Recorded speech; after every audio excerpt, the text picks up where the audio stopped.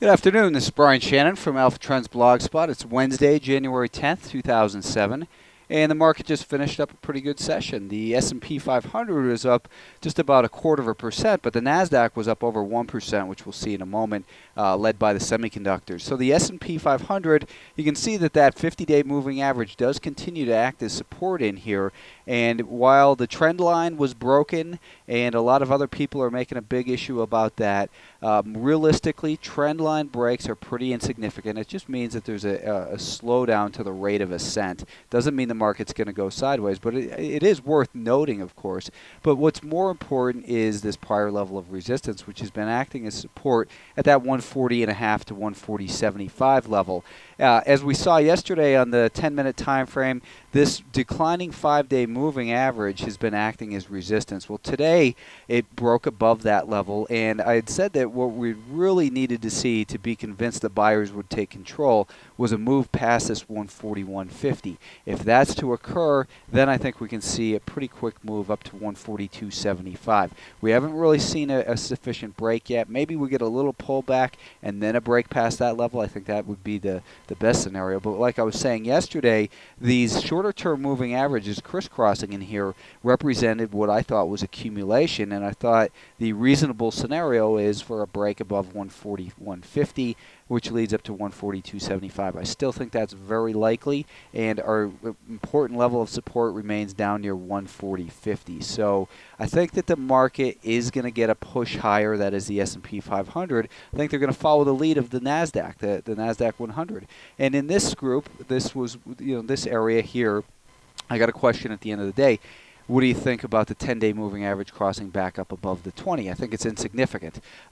We still have a mixed picture from the moving averages because the 10 is below the 20 and the 20 is above the 50 and the 10 is just crossing above that 50. But realistically, the market remains range bound until we get past this level here. Now, here's what I think is a very likely scenario is that the market breaks past that level, brings in a bunch of new longs, and then it's going to fail. That breakout will fail, and it'll come back into the range. Just because you have to look at the amount of energy expended here the last couple days, getting past that level, we're coming into the what should be probably next week and the week after the peak of earnings cycle. So it's going to be a stock-by-stock basis, and by no means is this market an all-out buy just because we're getting a couple good days in here.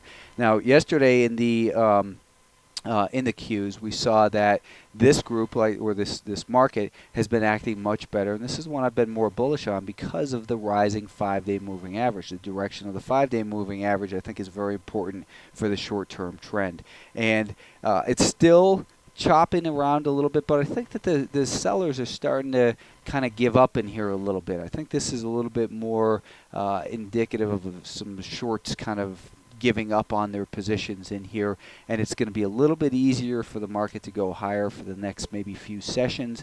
And then I think that the people who've been sitting on the sidelines, or the shorts that got involved because this trend line break or because of this break of support or a couple of days of close below the 50-day moving average, those shorts are going to be the fuel that provides the upside, but then they're going to find some supply and be wrong once again. That's my theory, and it's only an opinion. It's not a reason to trade based on that. The mid-caps, as we've been seeing, have been holding above this prior resistance level, which has acted as good support in here at 145. I think we suck shorts in here. That's what I've been saying the last couple of days. As it closed below the 50-day moving average, closing below the 50-day moving average is completely irrelevant. Forget about what you read in most technical analysis books. What is more important is the direction of the 50-day moving average. That's a point I'll make very clear in my book one day whenever I get off my ass and write it. The point here is, though, what I thought was going to happen in the mid-caps is that this market, once it broke past the resistance that I thought we were going to head towards, about break past 146.50, I thought would lead to a move up towards that 148 level. It looks like the market is on its way there now, and I would think that just below 146 is the important level. That if it breaks below that, then you've got to reassess. But for now, it looks like the buyers have taken control of this short-term trend, and it looks like it can move higher from here. The semiconductors, yesterday I said, listen, you don't want to be short this group for sure. A lot of people have been emailing me thinking that they thought it was a short idea, a place to be short. But once it broke past that little resistance at the 34.50, I thought it was going to head right up towards 35. And you can see that that 34.50 level was, in fact, where we saw a significant increase in the velocity of this move here. So not quite up to 35, but a nice move. I still think overall the semiconductors are still range bound. They've still got a lot of work to do before they can sustain a rally. But it's been a nice little trade in here, and hopefully you were able to participate somewhat. Electronic Arts is a stock we had open yesterday, and is often the case for me with these big stocks. I put my stops a little bit too tight, and I suggested a stop go at 52.40 after getting involved at 53.05 right here. So we got stopped out of that one today for a loss of 65 cents. The only other, we didn't have any other open positions, but we did get involved today in IMOS.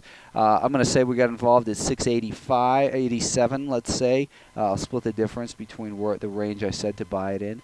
And I think you can raise your stop now to $6 and about 82 cents right in there. ISIS, ISIS. This is one we were looking for originally a move past 1140, and I still think that's where the buyers are going to take control of this stock. Today was a constructive day, though, and by buying where I'd suggested above 1125, I think we've got a good head start on the people that might be looking for the break above 1140. At this point, I would say raise your stop to $11.19, so that puts your risk at only 6 cents in shares of ISIS, and I think that this stock can get moving above the 1140, and I would probably add to it above 1140. I won't be here. I'll be out skiing tomorrow, so let's see. Hopefully that works and I don't get stopped out. LTXX, I suggested a purchase of between 55 and 60 cents. It opened right down there. I'm going to say you bought it at $5.55. And at this point, I'm going to say your stop should go at $5.58. That way you're not going to lose any money if you do get stopped out here. Penn National Gaming, a lot of the gaming stocks had a good day today. This stock broke past that resistance that we've been looking at 41.03 rather, right at the onset of the day. I think that at this point your stop should go below this little low right here. Let's raise the stop in PENN to 41.30. You should be involved at 41.05 or so. The only short I had suggested looking at was this Tektronix, and when they gap down like this, I say it nullifies the trade, so no trade should have been taken in Tektronix.